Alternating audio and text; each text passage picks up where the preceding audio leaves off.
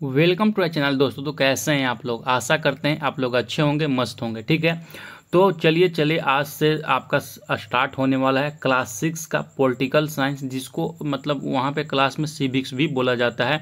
तो ये चीज़ों को आप लोग याद रखिएगा। इसमें अगर के देखिएगा तो ये वीडियो का जो सीरीज चलेगा क्लास 6 से लेकर क्लास 10 तक, जैसे कि मैंने आप लोगों को ऑलरेडी हिस्ट्री हो गया, साइंस हो गया और जियोग्राफी हो गया, सारा का सारा यहाँ पर क्लियर करा दिया है।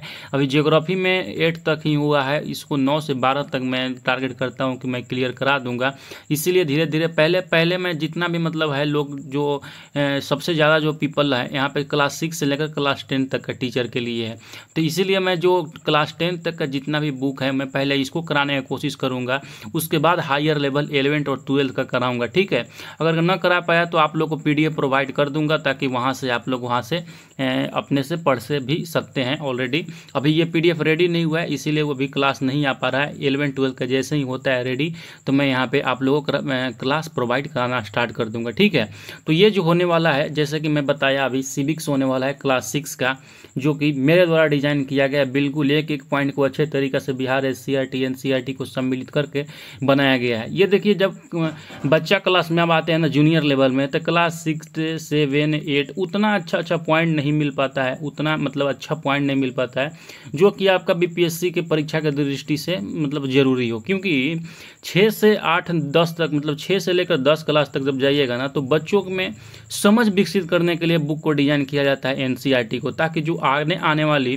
वो इंटर लेवल में या ग्रेजुएशन लेवल पर ये चीज़ों को समझे तो उनको एक अच्छे से समझ में चीज़ आए। इसीलिए तो ये उतना मतलब इम्पोर्टेंट पॉइंट नहीं दिया गया है। फिर भी देख लेते हैं क्या कुछ आपका दिया गया है। चलिए हम स्टार्ट करते हैं। जैसे ही क्लास 6 के सिविक्स में आप आइएगा तो यहाँ पे दिया गया है 6 चैप्टर दिया गया है विविधता की समझ, और जैसे जैसे देख रहे हैं मैं एक इसी वीडियो में कंप्लीट करा दूंगा। जो भी होगा ज़्यादा लंबा वीडियो नहीं होगा, ख्याल से 20-25 मिनट के वीडियो हो जाए, यही बहुत ज़्यादा है। बाकी ये 2-3 दिन के अंदर में ये सारा का मैं कवर करा दूंगा, और 3 दिन के बाद से भी अब नया चीज़ स्टार्ट होगा। जो बताइएगा आप लोग वही हम स्टार्ट कर देंगे। ठीक है, जैसे ही चैप्टर नंबर 1 में आते हैं, यहाँ पे उसका नाम है विविधता की समझ। ठीक है, विविधता की समझ मतलब यहाँ बताया गया इस चैप्टर में कि कौन से राज्य में क्या मतलब स्पेशल चीज़ है। मतलब पता होगा कि हमारा जो देश है बहुत सारे अलग रीति रिवाजों से बना हुआ है। साउथ में जाइएगा तो कुछ और रीति रिवाज है, नॉर्थ ईस्ट में जाइएगा तो कुछ और है, यहाँ पे नॉर्थ में जाइएगा कश्मीर तरफ में तो कुछ और है। तो उसी को विविधता के समझ के बारे में यहाँ बताया गया है। जैसे कि बिहार में छठ पर्व जो होता है, बिहार का इमोशंस बोलते हैं जिसे, पश्चिम बंगाल के दुर्गा पूजा, महाराष्ट्र में गणेश उत्सव और केरल में ओणम पर्व प्रसिद्ध है, एवं झारखंड में सरहुल पर्व मनाया जाता है। याद रखिएगा, डायरेक्ट आपसे पूछा जाता है इनमें से सरहुल पर्व कौन से राज्य में मनाया जाता है।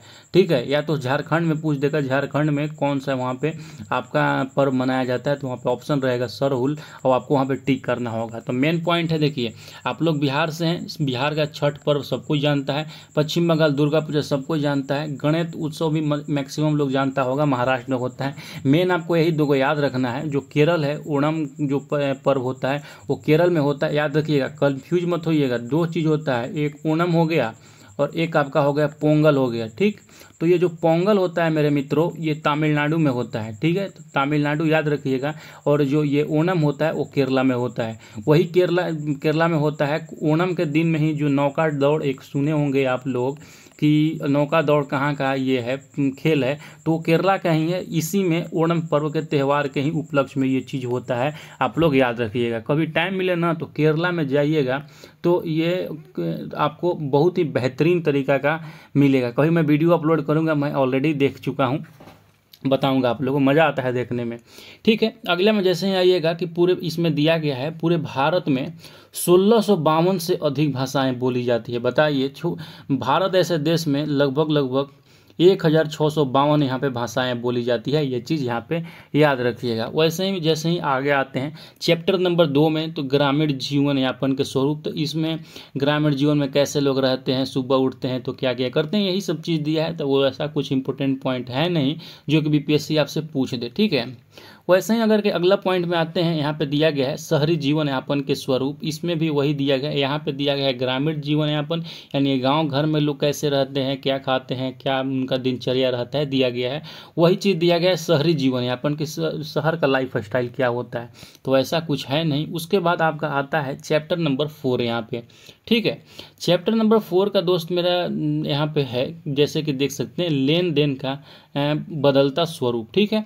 तो लेन देन का जो यहाँ पे बदलता स्वरूप है, तो इसमें देख लेते हैं क्या कुछ आपका मोस्ट इंपोर्टेंट पॉइंट दिया जाता है।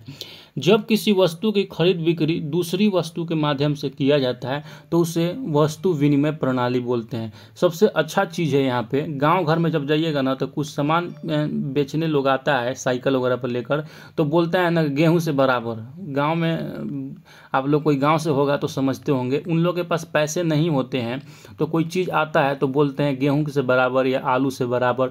तो यहाँ से एक समझिए ना, तो वही हुआ आपका वस्तु विनिमय प्रणाली।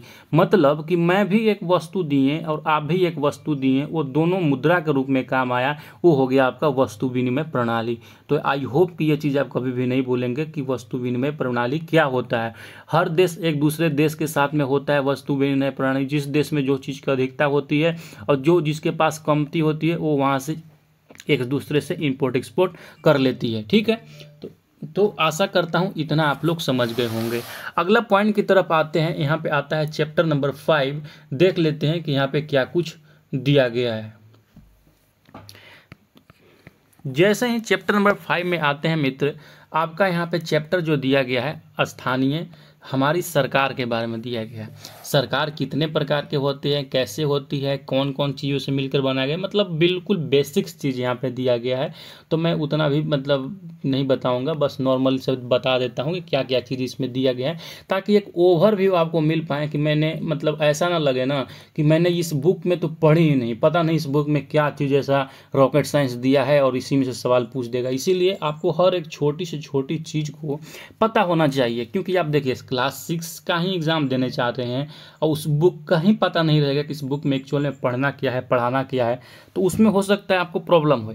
इसीलिए ये वीडियो बहुत ही इंपॉर्टेंट है, आप ध्यान से देखिए। चैप्टर नंबर 5 है मेरे मित्र हमारी सरकार, ठीक है। जो सरकार होती है 3 चीज़ों से मिलकर बनी होती है, सबको पता होगा, व्यवस्थापिका, कार्यपालिका और न्यायपालिका। जो व्यवस्थापिका होती है यहाँ पे नियम कानून बनाने का काम करता है। जैसे में संसद भवन हो गया, संसद के अंदर में जितने भी एमएलए एमएलसी बैठते हैं वहाँ पे, तो क्या करते हैं, मान के चलिए वो एक व्यवस्थापिका का काम करते हैं, नियम कानून बनाते हैं, तो ये व्यवस्थापिका हो गया। उसके बाद आता है कार्यपालिका।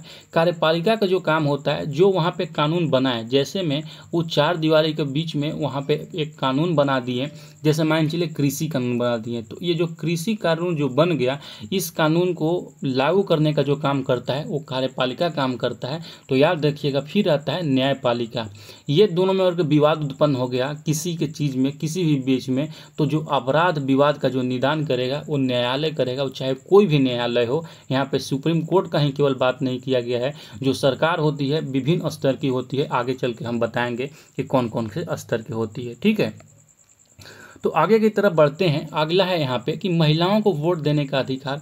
सबसे पहले बहुत ही इंपॉर्टेंट है, सवाल पूछा जा चुका है कि 1902 ईस्वी में ऑस्ट्रेलिया में, 1920 ईस्वी में अमेरिका में, ठीक है, और 1928 ईस्वी में इंग्लैंड में प्राप्त हुआ दोस्तों,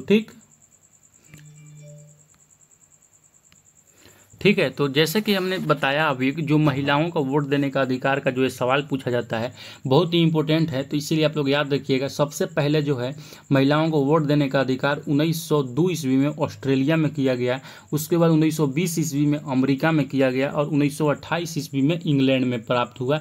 ये चीज़ याद रखिएगा। महिलाओं को स्टार्टिंग में जो भी था महिलाओं को वोट देने का अधिकार नहीं था। सबसे पहले जो कुछ कौन सा देश ने महिलाओं को वोट देने का अधिकार दिया, तो ऑस्ट्रेलिया दिया 1902 ईस्वी में। ये चीज़ याद रखिएगा। अगला आता है यहाँ पे कि कौन सा विवाद किस मतलब राज्य से है, ये भी सवाल पूछा जाता है, क्योंकि यहाँ पे देखिए सरकार के बारे में पूछ रहे हैं, पढ़ रहे हैं, न्यायपालिका के बारे में पूछ रहे हैं, तो उसमें अपराध और विवाद मैंने बताया कि न्यायपालिका करता है। तो ये इसी के अनुसार यहाँ पे देख लेते हैं कौन सा विवाद यहाँ पे है। जो कृष्णा कावेरी नदी विवाद है मित्रों, बहुत ही बार पूछा गया ये सवाल है, याद रखिएगा। ये तमिलनाडु और कर्नाटक के बीच में है कृष्णा कावेरी विवाद, ठीक। अगला जो आता है एक सतलज नदी विवाद है। सतलज नदी विवाद जो है हरियाणा और पंजाब के बीच में है, याद रखिएगा, ये चीज़ भूलिएगा नहीं, ठीक। तो अब आते हैं यहाँ पे अगला में स्थानीय सरकार क्या होता है। स्थानीय सरकार के बारे में पढ़ेंगे, फिर राज्य सरकार में पढ़ेंगे और फिर केंद्र सरकार के बारे में पढ़ेंगे। जो सरकार होती है 3 स्तर की होती है, याद रखिएगा, जैसे कि हमने ऊपर में बताया, शायद नहीं बताया। सरकार जो होती है 3 स्तर की होती है। सबसे पहला आती है स्थानीय सरकार, फिर आती है राज्य सरकार, फिर आती है यहाँ पे आपका तीसरा में केंद्र सरकार। ये चीज़ याद रखिएगा। तो पहला आता है स्थानीय सरकार के बारे में, चैप्टर नंबर 6 में आपको पढ़ने को मिलता है। चैप्टर नंबर 6 में आपका दिया गया है, जैसे कि देख सकते हैं कि स्थानीय सरकार का मतलब क्या हुआ। एक ग्राम होगा, यानी कि गांव हुआ, उसी के बारे में यहाँ पे होगा कि ग्राम पंचायत का जो प्रमुख होता है वो मुखिया होता है किसी भी गांव का, तो ये पता होगा। अगला पॉइंट है आपका कि पंचायत सचिव का जो कार्य होता है ग्राम सभा, ग्राम पंचायत की बैठक बुलाना एवं प्रमुख बिंदुओं को अंकित करना होता है। तो पंचायत सचिव का कार्य समझ गए क्या होता है।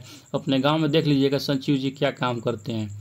अभी भी बिहार एसएससी का फॉर्म आया है और सचिव जी बनना होगा, तो इस फॉर्म को तैयारी अच्छे से कीजिए। जैसे ही बीपीएससी का आपका ख़त्म होता है तो आपको सचिव जी बनाने के लिए यहाँ पे तैयारी कराया जाएगा, ठीक है।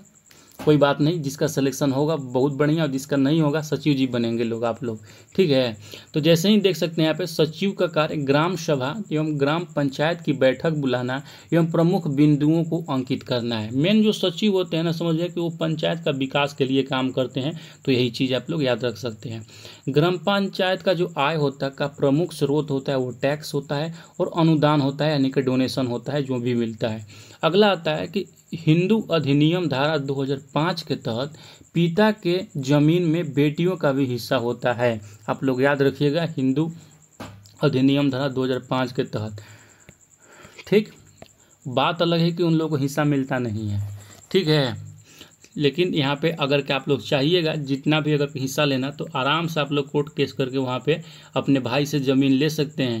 लेकिन ऐसा कभी भी नौबत नहीं आता है भारत देश की, तो यही तो यहाँ पे खूबसूरती है। अगला आता है आपका नगरों का स्थानीय शासन, ठीक। तो वहाँ पे हम गाँव का मतलब स्थानीय शासन देख लिए। अब यहाँ पे आते हैं नगरों का स्थानीय शासन। होते हैं, देखिए 3 चीज़ होते हैं, नगर निगम होते हैं। यहाँ पे नगर निगम कीजिएगा, नगर निगम हो गया आपका, नगर परिषद हो गया और नगर पंचायत हो गया। जो बड़े शहर होते हैं उसमें नगर निगम होता है, ठीक है। नगर निगम मतलब जो ही मेट्रो सिटी वगैरह भी होते हैं तो वहाँ पे नगर निगम होते हैं, ठीक है, बड़े शहर में जो होते हैं। अगला आता है नगर परिषद, जिसको यहाँ पे नगर पालिका भी बोलते हैं। मध्यम शहरों में होता है ये। मध्यम शहर मतलब कहाँ नगर परिषद कहाँ पे होगा, नगर पालिका जिसको बोलते हैं, जिसकी जनसंख्या 40,000 से अधिक और 2 लाख से कम होती है, वहाँ पे होती है नगर परिषद, ठीक है। अगला आता है नगर पंचायत। नगर पंचायत जो कस्बाई शहर होते हैं, मतलब 40,000 से जहाँ पे कम जनसंख्या वास करती है, वहाँ पे होता है आपका नगर पंचायत। ये चीज़ याद रखिएगा, ठीक। फिर यहाँ पे आता है अगला चीज़ निकल कर कि पटना नगर निगम की जो स्थापना हुआ था 1952 ईस्वी में किया गया था। तो ये PVI है, बिहार में आप परीक्षा देने जा रहे हैं, अब पते नहीं है कि पटना नगर निगम की स्थापना कब हुआ था, तो गड़बड़ हो जाएगा, हो सकता है सवाल पूछा जा सकता है, ठीक। तो यहाँ पे आपका क्या हो जाएगा, 1952 ईस्वी में पटना नगर निगम की स्थापना किया गया था। अगला बात निकल के यहाँ पे आ रहा है कि जो महापौर होता है नगर परिषद का, ये अध्यक्ष होता है, ठीक है। और इसका जो कार्यकाल होता है 5 वर्षों का, यहाँ पे ये कार्यकाल होता है महापौर का, जो नगर परिषद का यहाँ पे हेड होता है। तो आप लोग का यहाँ पे एक सवाल मैं पूछ रहा हूँ कि सबसे पहला जो नगर निगम का स्थापना कब हुआ था और भारत में कहाँ पे हुआ था। सबसे पहला नगर निगम मैं लिख देता हूँ, सबसे पहला नगर निगम की स्थापना, ठीक है, कब और कहाँ हुआ था। ये दोनों कमेंट सेक्शन, अगर यहाँ तक वीडियो देखते हुए आ गए तो ज़रूर से ज़रूर इस सवाल का जवाब देते हुए जाइएगा कि कहाँ पे हुआ था। मैं यही बता देता हूँ कहाँ पर मतलब हुआ था। साउथ इंडिया या कोई राज्य है वहाँ पे किया गया था, आके बताइएगा कब हुआ था और कौन सा शहर में हुआ था, ठीक है। अब आगे चलते हैं आगे, और यहाँ पे आपका ये चैप्टर समाप्त होता है और यहाँ से आपका स्टार्ट होगा चैप्टर नंबर 7, जो कि नेक्स्ट क्लास में देखेंगे, ठीक है। तो कैसा लगा वीडियो जरूर से जरूर कमेंट सेक्शन में अपना बताइएगा, और मिलते हैं नेक्स्ट वीडियो के साथ में। तब तक के लिए बने रहिए, मुस्कुराते रहिए, देखते रहिए SH क्लासेज। Thank you.